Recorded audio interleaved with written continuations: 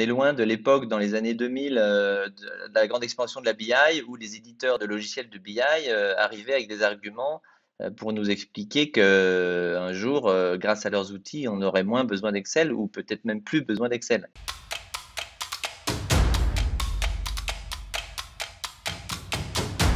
Bienvenue dans ce nouveau podcast d'Into the Minds dans lequel on va répondre aujourd'hui à une question existentielle. Est-ce que Excel domine le monde de la BI?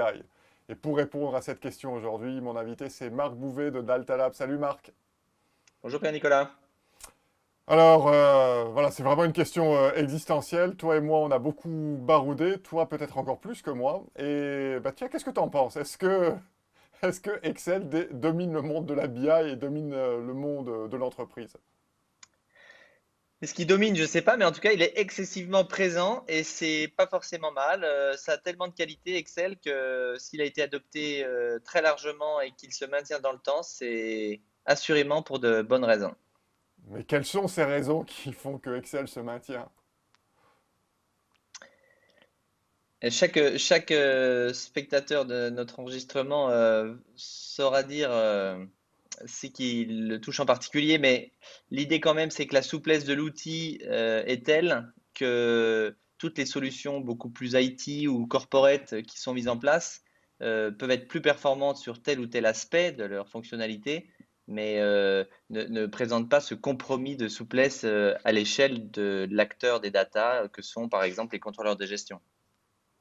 Alors, les contrôles de gestion, on va y revenir un petit peu plus tard. Maintenant, en termes de système, ce qu'on voit, c'est qu'il y a beaucoup d'éditeurs de logiciels qui ont bien compris qu'ils n'allaient pas détrôner Excel comme ça, ou en tout cas, ils n'allaient pas éradiquer Microsoft des entreprises aussi facilement, et qui développent des connecteurs, et des connecteurs qui sont aussi de mieux en mieux, en tout cas pour se connecter aux produits Office. Et dans le monde du contrôle de gestion, justement, quelle est la situation? Bah, la situation, c'est que Excel a jamais été autant utilisé. En tout cas, j'ai pas de chiffres précis, mais c'est l'impression que ça donne. C'est vrai qu'on est loin de l'époque dans les années 2000 de la grande expansion de la BI où les éditeurs de logiciels de BI arrivaient avec des arguments pour nous expliquer que un jour, grâce à leurs outils, on aurait moins besoin d'Excel ou peut-être même plus besoin d'Excel. Et ça n'a jamais fonctionné comme ça. Et même si les outils de BI ont plein de qualités, comme je le disais, en fait, ça remplace pas Excel. Donc du coup, Excel devient, pour un grand nombre de cas, une sorte de terminal, une sorte de client qui permet d'accéder aux sources de données. Et derrière, Microsoft va beaucoup dans ce sens-là en ayant étoffé les fonctionnalités et la performance des connecteurs qui sont dans Power Pivot, toute la suite qui est autour d'Office. Euh, pour justement arriver à se connecter aux sources de données. Donc le monde des contrôleurs de gestion, il vit avec ça. Et du point de vue d'un bureau, on va dire que Excel reste quand même le sujet par lequel on entre dans ce monde-là. Alors, bien entendu, voilà, si ton entreprise a la chance d'avoir un ERP qui est bien interfacé avec Excel et dans lequel, comme tu disais, on peut consommer de la donnée, c'est fantastique. Mais pour toutes les entreprises qui n'ont pas forcément les moyens ou qui veulent aller économiser un petit peu sur les licences, comment est-ce qu'on fait? Alors, il y a déjà une première solution, c'est Microsoft met à disposition dans le système des connecteurs, comme les connecteurs ODBC ou des connecteurs sur les bases Microsoft qui sont très répandus, SQL Server, ce qui fait qu'on a déjà beaucoup de données à consommer par ce canal-là. Mais c'est vrai que ça reste un canal très structuré et il reste toutes les consommations de données qu'on peut faire lorsqu'on s'échange des fichiers, lorsqu'on récupère des données d'une filiale. Il y a un exemple assez récurrent qui revient très souvent dans les problèmes que vivent les gens, c'est je collecte des données via Excel, mais le transfert se fait par mail. Bien Donc en sûr. fait, je suis au siège par exemple, j'ai des filiales, j'ai des correspondants dans les filiales, dans différents pays, et c'est vrai que tous les mois, une partie des données que je vais mouliner viennent de là-bas, mais viennent par Excel et viennent par mail. C'est un cas particulier, mais c'est vrai qu'il est assez courant. Voilà, et tout le monde l'a vécu, et tout le monde a reçu des fichiers Excel envoyés par l'un ou par l'autre, et tout le monde s'est mis à mouliner tout ça pour produire un rapport.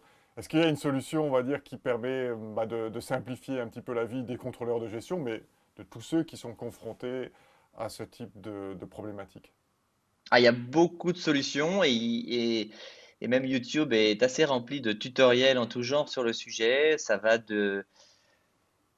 va des liaisons entre fichiers Excel avec des formules qui font des liens entre les cellules, en passant par le VB qui va programmer la copie ou la récupération ou la lecture de données entre deux fichiers Excel, jusqu'à les choses les plus récentes qui sont possibles depuis les dernières versions d'Office avec toutes les améliorations les plus récentes, de vraiment organiser les flux de données entre des fichiers Excel ou même en allant vers les autres formes de stockage que Microsoft propose.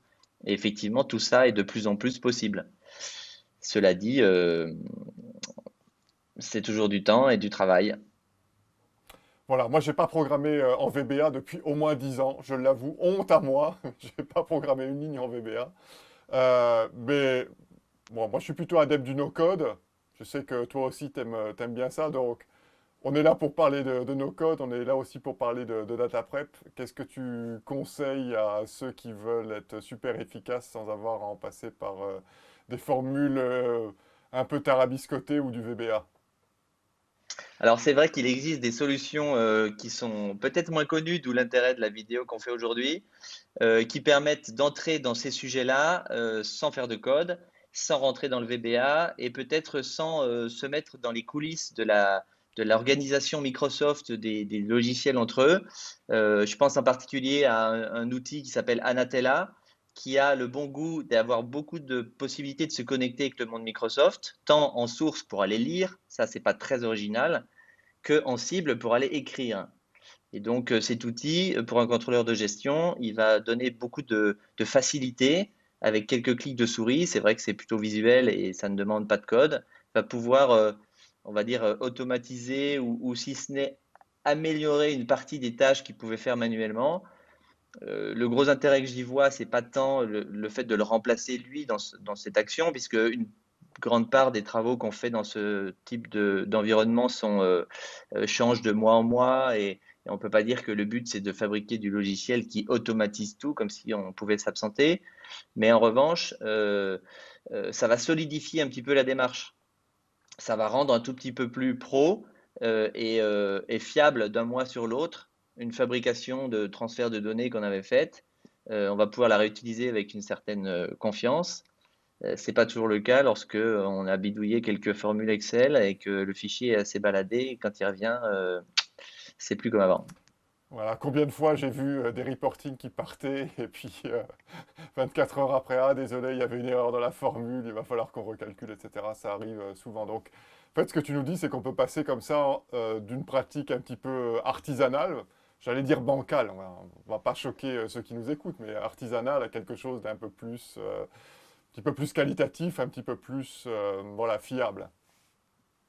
En fait, tout l'idée, c'est l'esprit des data ops. Les data ops, c'est un mot qui va devenir à la mode dans les mois et les années qui viennent. C'est le fait de traiter les données avec un certain professionnalisme. Alors pourquoi ça s'appelle data ops? Parce qu'il y a l'historique du DevOps qui a posé pas mal de principes et lorsqu'on les réutilise, qu'on les applique aux data, c'est pas tout à fait les mêmes principes parce qu'ils ne sont pas applicables tels que. En revanche, il y a quand même une logique générale et puis une philosophie de rigueur dans la manière de travailler en restant toujours véloce, rapide. Et le contrôleur de gestion, lui, il est toujours confronté à ça. Il ne travaille pas en fabriquant des choses qui vont être figées dans le temps. Il travaille toujours pour une décision immédiate ou pour de la gestion qui se fait à une échelle relativement courte dans le temps. Donc du coup, cette bonne logique de DataOps appliquée au quotidien des gens qui sont dans les données, elle est, à mon avis, assez pertinente et puissante. Et un outil comme Anatella, ça permet de faire ce petit cap, parce que DataOps comme ça ne dit pas grand-chose à la plupart des gens qui regarderont cette vidéo. Et c'est le marchepied pour vous. Alors, je retiens DataOps, je retiens vélocité. Tu n'as pas dit agilité. Tu aurais pu, parce que c'est aussi à la mode. Je retiens Natella et je te remercie Marc d'avoir partagé ces connaissances avec nous et je te dis à bientôt, sans doute pour un prochain épisode. On va encore trouver des sujets de data prep dont on peut discuter ensemble. Assurément. Au revoir, Pierre-Nicolas.